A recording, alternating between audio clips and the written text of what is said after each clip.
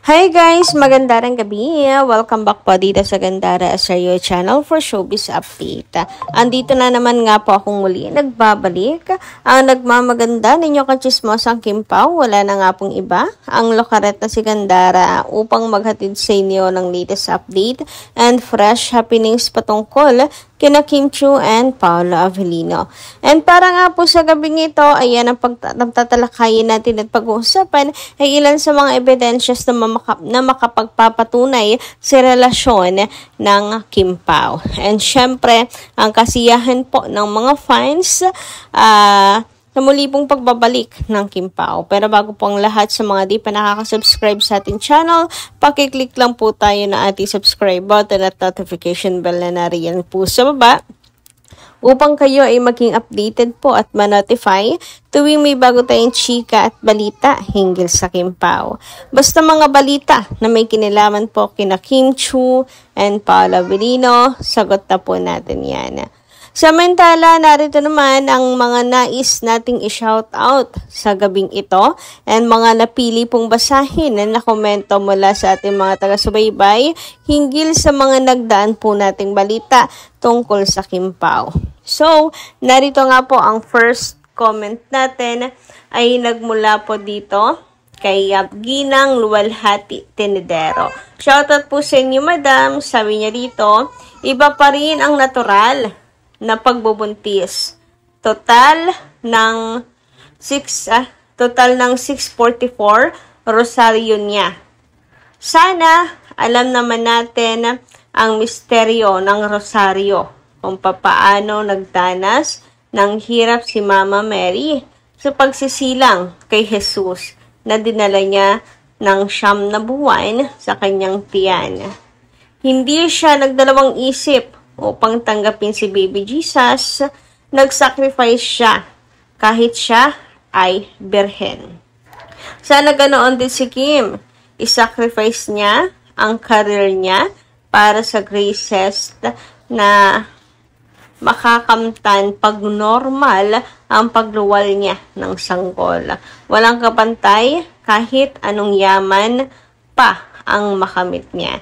Alam niyo, magandang magandang advice, Ma'am Luwalhati Tenedero, but at the same time, parang may pamimpressure, pamimpressure na pangingialam na sa desisyon ni Kimi kasi siguro advice na hindi pa nangyayari, pero kasi ito na based po sa chika, nagpa-preserve na daw si Kimi. So, sa halip po na suportahan natin, ay dapat, sa halip po na questionin at mainis sa naging desisyon, suportahan na lang po natin si Kimi.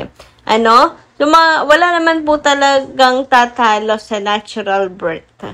Yes, natural na pagdadala.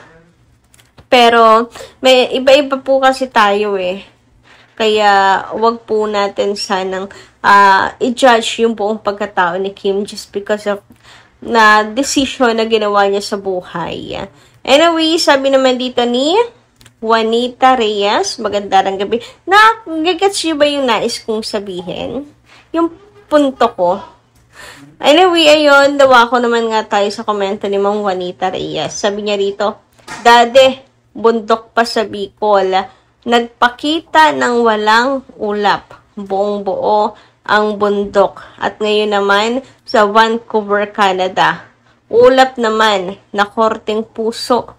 At ang pangtatlo, makikita naman natin yung simbahan na kasal na nila Kim and Paolo at magiging Mr. and Mrs. Avellino na si Kim. Ipagdasal natin sila. God bless.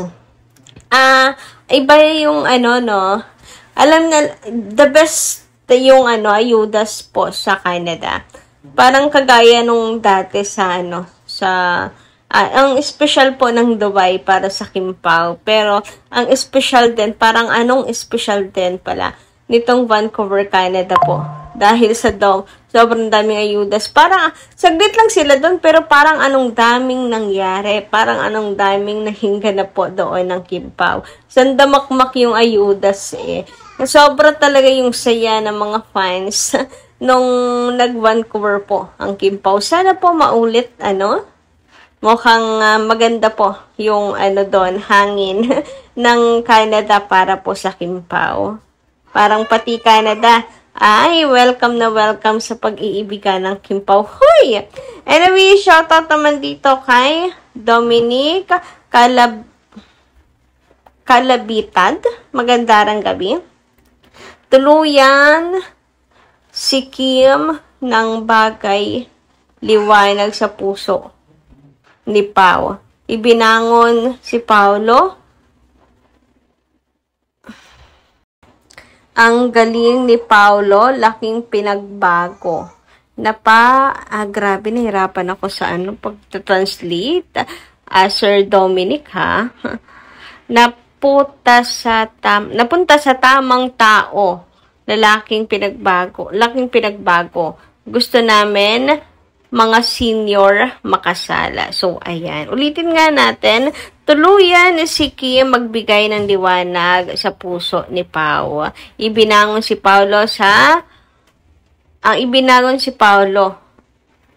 Ang galing nga ni Paulo. Ang laking pinagbago. Napunta sa tamang tao.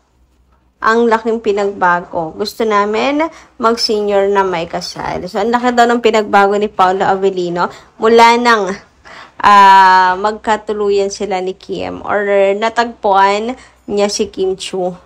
So, talagang si Kimi talaga ang nagbigay ng liwanag. Hindi lang sa puso po, hindi sa buhay ni Paulo Avellino. So, looking forward na makasal na raw po ang Kim Pao. Anyway, dumako naman nga po tayo dito sa ganap ng dahil pag-uusapan nga natin yung sa Canada event. Hanggang ngayon, marami pa rin palang hindi po nakakaahon sa papaganito ng Kim Pao. Sobrang lapit naman daw kasi. Noong mga nakaraan kasi tabon, talagang hindi natin kita ang Kim Pao sa loob. Ay hindi, sa likod ng jacket. Pero ngayon, meron na po kita na And super lapit pala talaga. Ayan, kaya lalong nakakakilig. Parang gusto na talagang totohanan ni Paulo Avellino. Alam niyo naman si Kimi, napaka-conservative. So, for the iwas po ang peg. Pero, ayun nga, sa sobrang giga ng mga fans, natatawa ako sa mga nakikita kong mga post and the memes. Kagaya na nga lamang po nito, ayan nanggigigil Nanggigigil na ang mga fans na pag-kiss ang Kim Pao. Ngali-ngali na nga lamang pag-umpugin talaga yung dalawa para makapag-kiss na. Ay, andyan yung panggigigil talaga. Ay nako, bakit kasi dami-daming tao? Walang nagtulak kasi. Ayan, charot. Samantala, para naman nga po sa sentro ng ating update ngayong gabing ito, so pag-usapan nga natin itong mga hawak nila Kim and Paulo na makakapagpatunay talaga na mayroon pong relasyon ang Kim Pao. 'Di ba? Sa paghawak pa lang ni phone ng pag-aari ni Paulo Avellino. Pagmamay-ari ni Paulo Avellino kagaya ng phone, may access si Kim, ayan, pwedeng hiramin ni Kim Chiu, tapos eto pa, para ipagbitbit ni Paulo ng mga pinag-shopping ba yan, ang mga gamit ni Kimi, tote bag, magkasama na rin kasi daw yung gamit ng Kim Pao, kagaya na lang nung mga wallet, minsan na lang din, nasa bag na lang ni Kim or bag ni Paulo, kung saan na lang madukot, ganyan. Share talaga ang Kim Pao. So, makikita nyo nga daw po dito na talagang sa kanilang galawin, kanilang mga kamay, makikita mo talaga yung kanilang relasyon. Talagang mayroon pong karapatan. Kung anong iyo, yun ay akin din. Parang ganun. Ang iyo'y akin. Gano'n naman pag magkarelasyon, hindi ba?